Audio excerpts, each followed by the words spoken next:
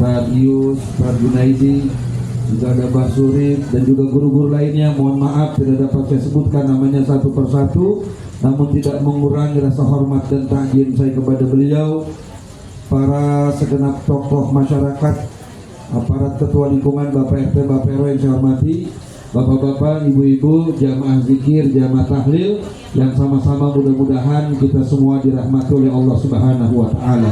Amin. Alhamdulillah, puji syukur kehadirat Allah Subhanahu wa taala kita panjatkan, teriring salawat dan salam semoga tercurah limpahkan pada junjungan kita baginda Nabi besar kita Muhammad sallallahu alaihi wasallam beserta para keluarga dan sahabatnya serta para pengikut dan umat hingga akhir zaman nanti.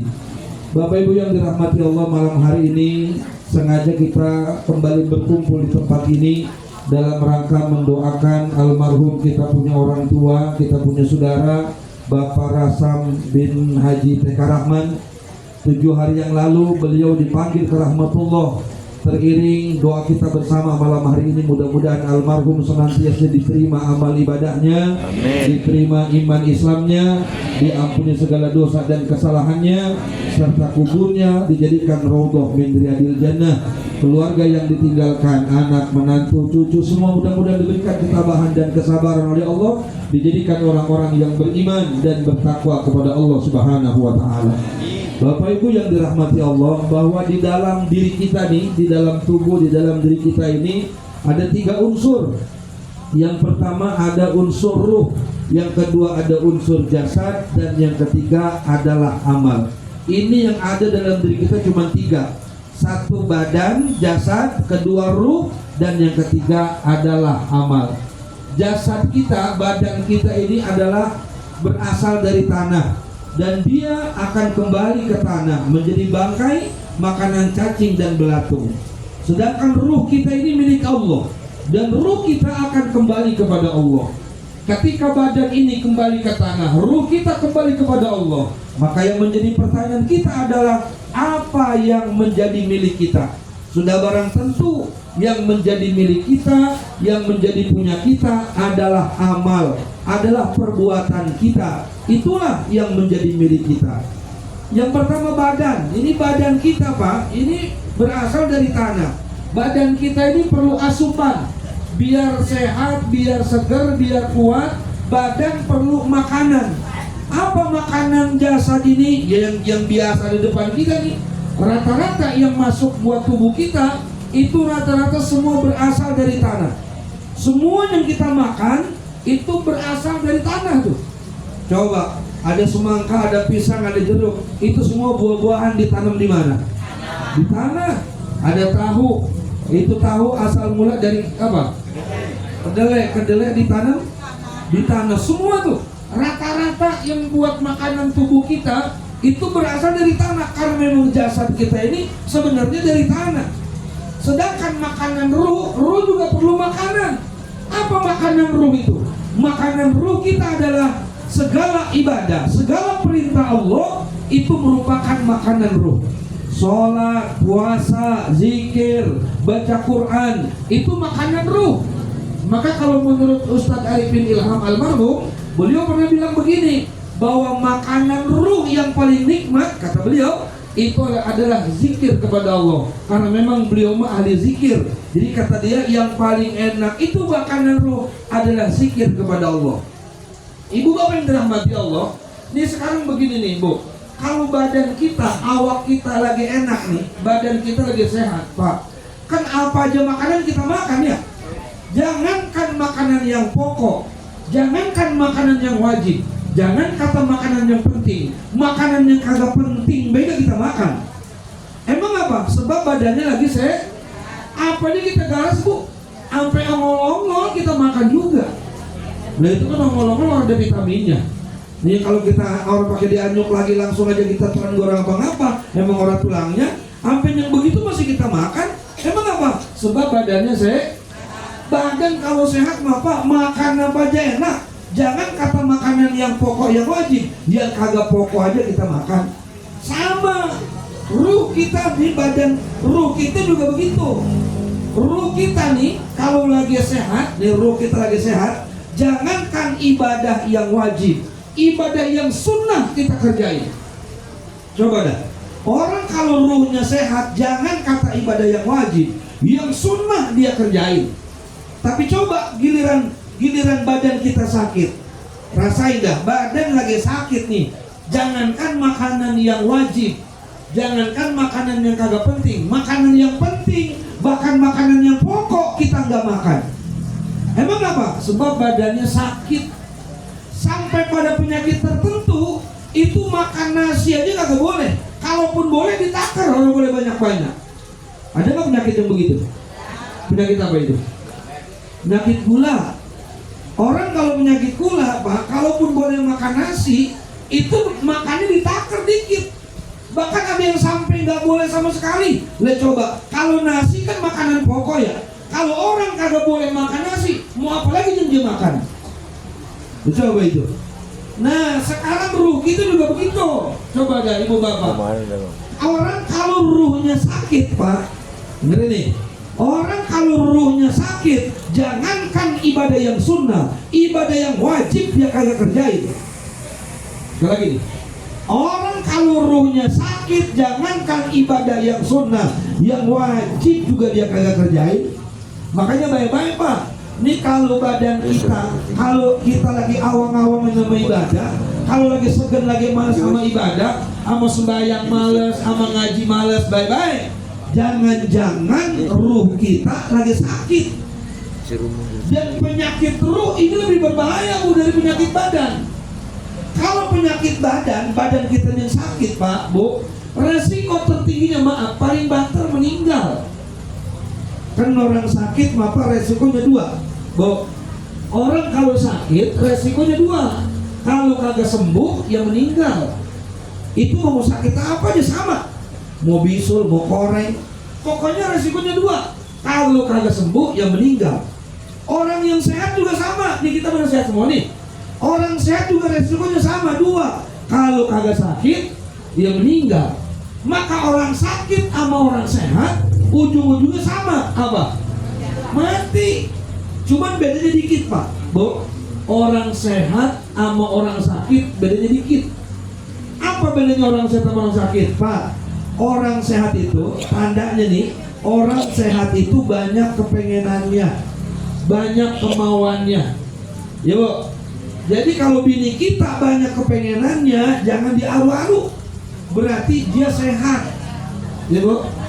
Lah iya, pengen ke Tanah Abang, pengen ke toko emas, jangan diomelin, biarin. Berarti tandanya bini kita sehat.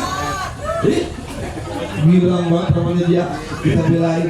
Sama, Bu, laki kita juga kalau lagi banyak kepengenannya, jangan diaru-aru. Berarti laki kita sehat. Lewat. Kalau orang sehat, Bu, kepengenannya banyak. Kalau orang sakit, Pak, Bu, pengennya cuma satu. Pengen apa? Pengen waras, pengen sembuh, itu doang. Apa orang sakit mau ditawarin apa juga? Ya kadang-kadang, maaf ya, ada anak harus menggah pisan. Lagi mah babanya sehat, maka gak pernah ditawarin apa-apa. Begitu umanya sakit, gak apa ditawarin. Sok doyan mah sok, sate doyan mah. Lah orang sakit ditawarin. Kadang-kadang yang lebih kagak semangat lagi, begitu emak bawanya sakit, dia datang nengokin, ditanya, Mbak, Mak, emang apa yang dirasain? Kata maknya, enggak berasa apa-apa. Emang apa? Lalu datang kagak bawa apa-apa? Ini nggak ada yang dirasain kalau begitu. Ya kalau bawa jeruk mah kerasa manis, kerasa asam, memang bawa jeruk. Lu orang bawa apa-apa, apa yang dirasain? Oh, orang kalau sehat, orang kalau sakit, pengennya cuma satu, pengen sembuh. Penyakit badan itu resikonya paling itu. Tapi kalau penyakit ruh yang sakit, Pak, bukan cuma meninggal, tapi bisa menyebabkan pelakunya itu masuk ke dalam neraka. Nggak ada, Bu, orang ditanya begitu masuk neraka, kenapa Bang masuk neraka? Stroke saya? Enggak. Mbok ngapa masuk neraka? Jantung? Enggak. Tapi penyakit ruh tuh yang bisa menyebabkan orang masuk neraka. Kalau penyakit badan maka enggak. Ibu bapak yang dirahmati Allah, jadi ruh ini milik Allah, badan kita, jasad kita akan kembali ke tanah. Maka pertanyaan kita adalah apa yang menjadi milik kita? Apa siapa yang punya kita sesungguhnya? Maka milik kita sebenarnya adalah, yang jadi punya kita adalah amal kita, perbuatan kita. Itu yang jadi punya kita. Makanya Pak, Bu, orang meninggal itu diiringin sama amal, diikutin. Orang meninggal Pak bukan bawa amal, bukan, tapi diikutin. Kalau bawa amal mah kita pilihin, yang bagus kita bawa, yang jelek kita tinggal. Namanya bawa, bapak ke rumah saudara di Bandung, begitu suruh pas mau pulang disuruh bawa oleh-oleh. Karena disuruh bawa, ya kan kita pilihin. Yang bagus kita bawa, ini mah jelek berat-beratin doang, kita orang bawa, kita tinggal. Kan begitu. Jadi orang meninggal itu, manusia begitu meninggal bukan bawa amal, tapi diiringin sama amalnya, diikutin sama amalnya. Maka karena diikutin amal-amal perbuatannya, yang jelek amalnya ngikut, yang bagus perbuatannya ngikut juga. Maka tinggal banyakan yang mana tuh? Kalau banyakan amal baiknya, banyakan perbuatan-perbuatan solehnya, maka dia akan, ini jadi alamat buat dia, akan mendapatkan kebahagiaan di alam kubur, bahkan sampai ke akhirat. Kalau sebaliknya banyakan amal buruknya, yang ngikutin dia banyakan amal jeleknya, ini jadi alamat buat dia celaka di alam kubur, bahkan celaka sampai ke akhirat. Nauzubillah. Maka malam ini, ibu bapak yang dirahmati Allah, ini jadi pelajaran buat kita yang masih hidup, bahwa yang ngikutin kita nanti ke alam kubur, yang menjadi milik kita adalah amal perbuatan kita. Mumpung masih hidup, banyakin amal-amal soleh. Mumpung masih hidup, banyakin amal-amal yang baik. Jangan banyakin amal buruk, karena dia juga akan ngikutin kita sampai ke dalam kubur. Bahkan kata Nabi bahwa Pak, ini ada amal yang pahalanya Pak, pahalanya itu akan terus sampai kita meninggal dunia. Wah, ini luar biasa nih. Kalau sholat mabuk Pak, kita dapat pahala sholat ketika kita ngerjain sholat masih hidup. Kita lagi hidup ngerjain sholat, dapat pahala sholat. Kita puasa, lagi masih hidup kita puasa, dapat pahala puasa. Ini ada amal, ada perbuatan yang kitanya udah meninggal dunia, tapi pahalanya masih terus ngalir. Kalau puasa udah orang meninggal udah puasa, baca Quran udah kagak, kemudian sholat juga udah enggak, haji apalagi orang udah meninggal. Tapi ini ada amal, kata Nabi, sab'un yujra lil 'abdi ajruhunna wa huwa fi qabri ba'da mauti. Ada 7 amal kata Nabi yang pahalanya akan terus mengalir sampai tembus ke alam kubur. Pak, luar biasa, kita udah meninggal dunia Pak, udah dipendam dalam kubur, udah kagak sembahyang, udah kagak puasa, udah kagak baca Quran, tapi masih kebagian pahalanya tuh, ngucur aja pahala ke alam kubur kita. Kalau bahasa orang sekarang Pak, udah kagak kerja, tiap bulan ngambil gaji ke kantor pos. Apa namanya itu? Pensiun. Hah? Kerja udah kagak, udah tua, pensiun. Ya, kan udah kagak kerja tuh, masih ngambil duit aja dia. Sama udah meninggal dunia, tapi pahala masih dapat, kan enak begitu. Apa itu? Di antaranya 7 amal itu kata Nabi, yang pertama man hafar bi orang yang membuat sumur, di mana airnya ini dimanfaatkan, dipakai buat orang banyak. Kalau kayak kita begini nih, orang bikin sumur, ngebor sumur, dipakai buat di masjid atau di musola atau di pesantren. Selama itu airnya dipakai tuh, dimanfaatin buat orang, maka selama itu pula dia kebagian pahalanya, walaupun orang udah meninggal dunia. Maka begitu Pak tuh, umpamanya nih, ada masjid, ada musola, ada pesantren lagi baru bangun, tanya, udah buat ngebor udah ada belum? Belum Pak. Udah, urusan ngebor sama casingnya, sama instalasinya saya yang nanggung. Berapa biayanya? Ya kira-kira 20 juta. Udah, saya yang nanggung, jangan kasih siapa-siapa. Sekali kita ngeluarin 20 juta tuh buat masjid, buat ngebor masjid, buat pipanya, buat casingnya, buat segala macamnya, sampai keluar airnya. Selama itu masjid dipakai, airnya dimanfaatin, selama itu pula kita kebagian pahala. Padahal mah kita udah meninggal dunia di dalam kubur, karena itu sumur yang pernah kita gali, pernah kita bor, dipakai di masjid buat orang ibadah, buat orang sholat, kita kebagian terus pahalanya. Ini pernah dicontohkan oleh sahabat Sayyidina Utsman. Kalau bapak ibu yang pernah umroh, pernah haji nih, di Madinah Pak, ada sumur namanya sumur Sayyidina Utsman. Itu sampai sekarang tetap keluar air. Kenapa di sumur Sayyidina Utsman? Dulu Pak, ketika Rasulullah hijrah dari Mekah ke Madinah, begitu sampai di Madinah musim kemarau. Udah musim kemarau panjang, sumur pada kering, sahabat keluh, ya Rasul, ini di Madinah mah beda sama di Mekah. Kalau di Mekah mah musim kemarau, kita nggak khawatir urusan air. Emang apa? Di Mekah mah ada sumur Zam-Zam. Lah begitu pindah ke Madinah, musim kemarau, air sumur pada kering. Ada satu-satunya sumur yang keluar air milik orang Yahudi. Kalau kita mau ngambil, mesti bayar. Dan itu mesti ngantri.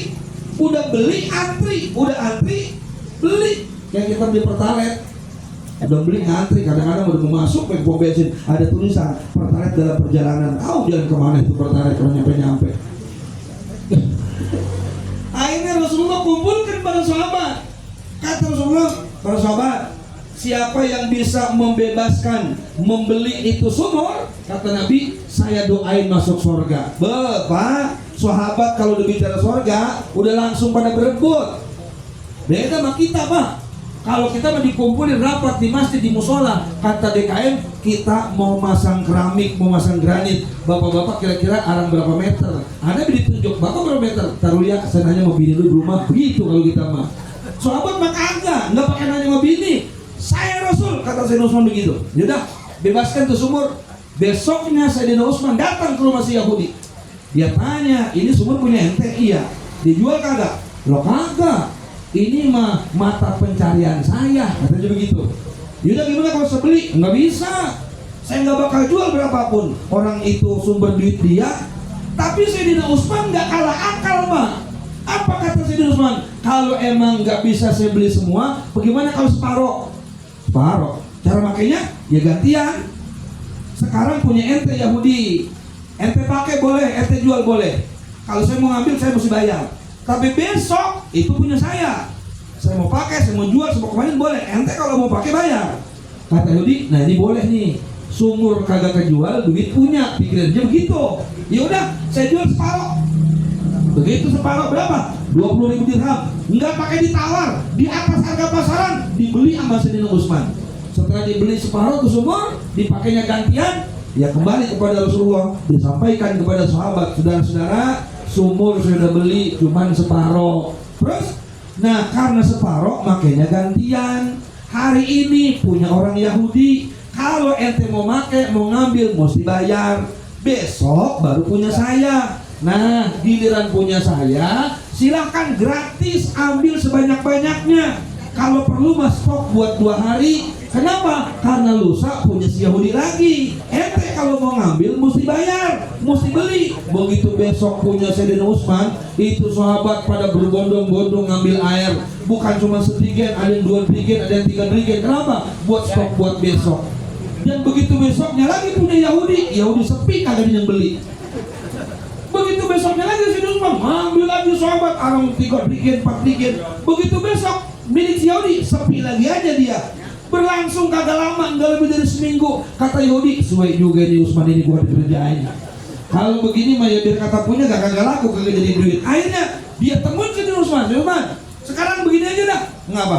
Ini sumur saya jualin semua. Emang apa? Lah punya separuh kagak ada manfaatnya. Ya udah nggak apa-apa jual. Berapa harganya? Sama kayak kemarin. Enggak pakai ditawar, Pak. Dibeli sama Sayyidina Utsman.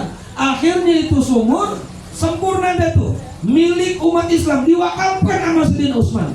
Sampai sekarang Pak, itu sumur airnya masih keluar air. Dan air dipakai buat nyiram kebun kurma yang ada di Madinah. Ya Bang Jeramlik, itu kalau di Madinah itu kurma di Madinah paling terkenal Pak. Karena tanah di Madinah bagus. Bahkan di Madinah ada kurma namanya kurma Rasulullah. Ya kalau nanti umroh ke haji itu di Madinah ada kurma disebut kurma Rasul. Kenapa itu disebut kurma Rasul? Di antara kisahnya ketika Rasulullah pindah dari Mekah ke Madinah, orang-orang kafir saking jahatnya dia kata begini, orang kafir Bu kalau habis makan kurma itu kagak dibuang bijinya. Emang apa? Takut ditanam sama Muhammad. Kalau kita makan kurma, bijinya kita buang, diambil sama Muhammad, tak ditanam sama dia punya pohon korma. Terus begitu dia makan korma, biji dikumpulin, sebelum dibuang direbus dulu sama dia. Saking jahatnya tuh orang. Sebelum dibuang direbus dulu supaya kalau ditanam kagak tumbuh. Kan begitu Pak, Bapak makan rambutan, bijinya rebus. Jadi tanam baru tumbuh, orang direbus. Saking dengkinya begitu. Tapi apa yang terjadi? Walaupun udah direbus, diambil sama Rasul, ditanam, tumbuh, maka disebutnya itu jadi korma Rasul. Sampai sekarang tuh batu kebun korma disiram dari air sumur Sayyidina Utsman. Dan itu Pak, Bu, korma itu diekspor ke berbagai negara, termasuk sampai ke kampung sawah. Kalau bulan puasa kita makan kali itu korma dari sana kali, emang sini makan ada pohon korma. Itu duit hasil penjualannya itu dipakai buat beasiswa anak-anak cerdas, dipakai bangun sekolah, bangun madrasah. Duitnya ditaruh di satu bank, di bank di Arab, dan nama rekeningnya sampai sekarang siapa? Namanya Sayyidina Utsman. Bayangin, orangnya udah meninggal Pak, tapi pahalanya terus mengalir itu. Makanya yang bagus begitu.